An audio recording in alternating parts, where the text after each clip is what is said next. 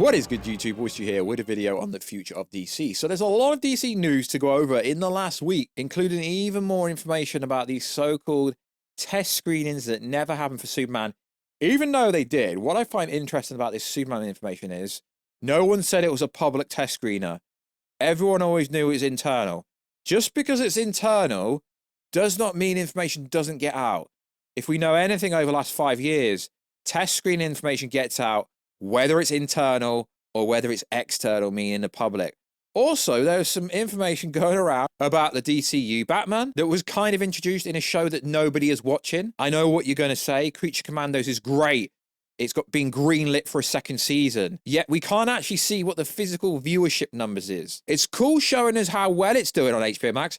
What is the actual number? It was always going to get a second season because it's made by the head of DC. But does that mean the script's already good to go for season 2? Most likely not. James Gunn contradicts himself again. We don't get anything until the script is made. It's kind of nonsense because we know we're getting a Batman movie, yet there's no script. So we know it's coming at some point, but there's no script. Saying nothing gets green lit, it's actually pointless. So there's a lot of cool stuff to go over. Yeah, I get it. You might think I'm being negative. I'm just being real. I'm not one of these shills that's going to chill for DC, but DC has got a lot of cool things coming up. So, yo, what is good, YouTube? What's you have you on there? I'm subscribe to never miss any of the Marvel, DC, Kaiju, Monsterverse, pop culture-based content I try to deliver on a daily basis. Subscribe to the channel, turn notifications on, and let me know down below. How freaking excited are you for the future of DC Universe? Because we have the Superman movie, finally, some DC content coming out. And then Peacemaker Season 2 is coming out at some point. Also, if you want to see the beautiful face behind the me voice, check us out on Instagram at Warstu and check us out on Twitter, WarstuG. Right, let's get into it. So, James Gunn has come under a lot of fire for the lack of Batman. Now, I know, I read the comments, people are like, yeah, we've had so much Batman over the last 10 years, we don't need any more Batman. We've also had so much Superman. So people are like, yeah, it's cool that he started the universe with Superman. We've had so much Superman, Man of Steel, Batman versus Superman. Superman was a pinnacle part of the Justice League movies. Multiple animated Superman movies has come out over the last 10 years. So realistically, I still think it's a bit weird that we are getting Lobo. We're getting a Supergirl movie.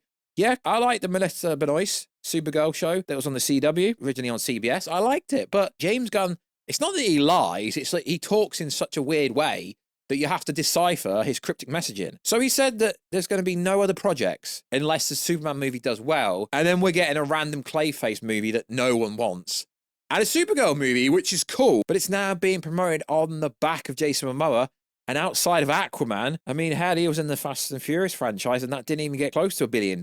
Jason Momoa, it hasn't really got star power. Yes, I think Lobo is an insane character. We've had Lobo before on a TV show called Krypton.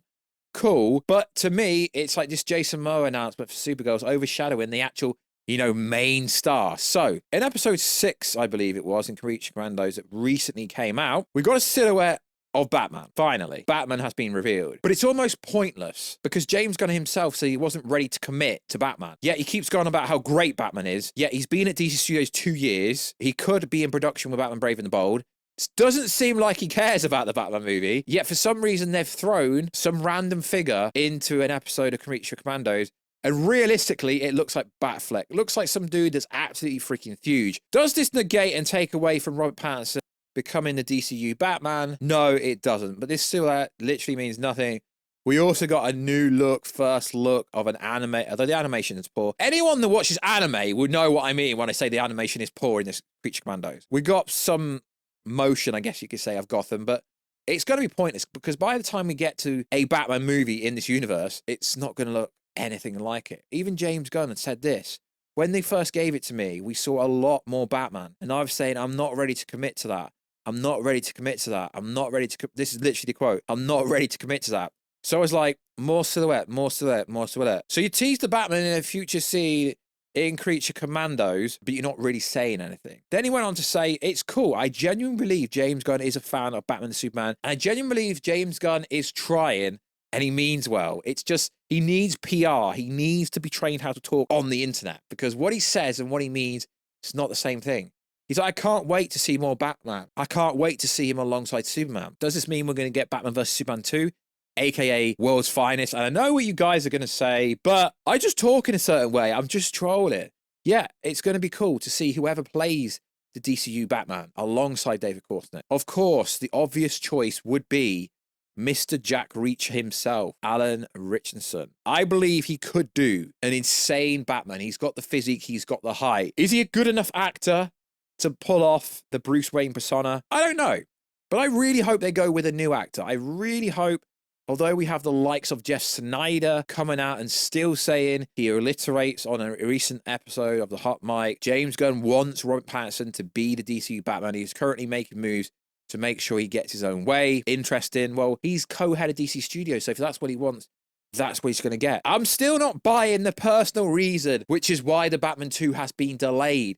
Because if it's for a personal reason, why does James Gunn keep saying the script isn't ready? And then Matt Reeves came out literally a few weeks back and said, yeah, the script is nearly done. We're going into production next year.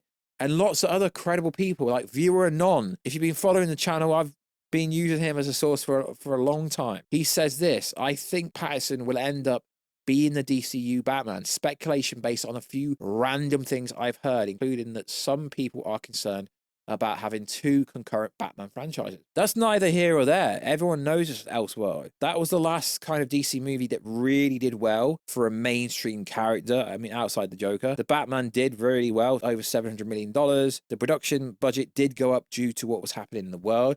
But sure, I like Robert Pattinson's version, but we need a complete different version. Or else this is just, you know, taking the characters that worked from the DC EU and throwing them into different roles, if you like. The whole Jason Momoa storyline. We all knew he was talking about Lobo. Did James Gunn lie? No, it's semantics of how he talks. Like I keep saying, James Gunn, his scripts are okay, but this whole line where he says, nothing is in the works until we've got a script going is complete nonsense, because he's literally saying, recently we are getting loads of Batman, just not yet. But how can you say that when there's no script? That is pretty much the same with every movie. It's just he keeps throwing this, nothing gets greenlit until we've got a script line straight down your face or your throat. Don't understand why he keeps saying it. So yes, we got to look other Batman in this universe, which means yes, Batman exists. But we've known this for 2 years. We've known that this is not a new universe where everyone already exists. Ironically, that was also the case in the DCU Snyderverse. All the superheroes already existed. And it sounds like Batman and Superman already have some kind of history. And then the director, Andy Muschietti, who kind of flopped the bag with The Flash, and somehow he's very good at horror movies, kind of didn't really do well with the Flash movie, in my opinion, went on and said, yeah, I'm probably going to have time to film another movie, which means the Batman Brave and the Bold probably isn't going into production for over 2 years, which, okay, cool. But if you're going to do a lot with Superman, fair enough. But to me, it just seems like this is some kind of scapegoat to have the DCU fans be like, yeah, Batman's there. And James Gunn coming out and saying, there's going to be no Batman origin in the DCU. We don't need to hear that origin again. Okay, cool story, bro. There was no origin in the Robert Pattinson Batman movie either, right? Don't understand why you had to say that. The same with the Superman origin story. We've already had it multiple times. Why am I so negative is because this channel started on DC. I'm a huge DC fan. The only reason I am so freaking negative is, so far, I haven't really seen James Gunn do anything different that hasn't already been done by someone else. Literally, the Superman trailer, to me, was just a jumbled version of everything else that we've already seen in this universe. And the test screen information that's coming out. We've had trusted insiders coming out saying, yeah, it's an internal screening. We've always known that. No one actually said it was a public test screening. I don't understand how people articulate themselves, because no one actually said it was like a test screen audience. We know this was internally. No one said anything different. So at the moment, there's new information going around saying it's described as Guardians of the Galaxy level good, right? But which one? Because for me, the first Guardians of the Galaxy movie was great. But you got to understand, back then, James Gunn did not have all the clout and all the credibility that he had. So that movie, yes, is a James Gunn movie, but it was realistically a Marvel movie, right? Guardians of the Galaxy 2 and 3, not so much. The new report stating that some of the shots were unfinished, which is standard being 7 months out. A lot of the shots were polished enough with 7 months to go. And those in attendance loved the movie, while the reports about test screening are merely a rumor at this stage, with further reports even claiming there is no such test screening that even took place. That's nonsense, because what people don't understand is movies get screened internally by Disney employees, families who work for Disney, so on and so forth. The same at Warner Bros. All the movies, although you think James Gunn has full control, the Warner Bros. Heads will literally say if they think this movie is good enough to release. Hence why the Batgirl movie never seen the light of day. So I believe this information. Aside from the quality, Superman won't be anything like Guardians of the Galaxy, which is good, but tonally, it can't be aimed at a mature audience. So tonally, it's going to have to be, the dumb-witted movie. But the information has said that is the least jokey movie that we've ever had, which is good. And I believe it could be a good Superman movie, but I'm not going to come out and say it's the greatest Superman ever off a trailer. I'm not going to be a DC shill. Like, I see people shilling over a trailer. It's like, yeah, okay, the trailer did all right. It did decent. And you got to understand, yeah, it got 50 million views, but that's aggregated. That's not the actual view count. Why? And yes, every studio does this. There was massive, and I mean massive adverts, trailers, promotions on the trailer, which means even when I'm watching YouTube, the Superman trailers come up all the time. And it's an advert, so the views are also coming from adverts. Standard, but if you're going to keep saying that, yes, it's the greatest, biggest DC trailer ever, it can't be coming. And if you run adverts on YouTube, your video views do count up when the advert is played. So it's not really 50 million from an organic point of view. WB Studios ran massive adverts for the Superman movie, which is fine. There's nothing wrong with that. And people coming out saying, yeah, it's destroyed Man of Steel. The internet is so much bigger now than it was back 10 years ago. It's not even comparable. And I know what people can say. You're a massive Snyder fan. Shut up, lads. I don't understand why you keep saying that. I just want the Superman movie to do great. YouTube views mean absolutely nothing when it comes to actually going out and spending, I don't know, $10 to $25, whatever it costs in America. It's like between £5 and £15 in England, depending on which screening you get, if it's IMAX.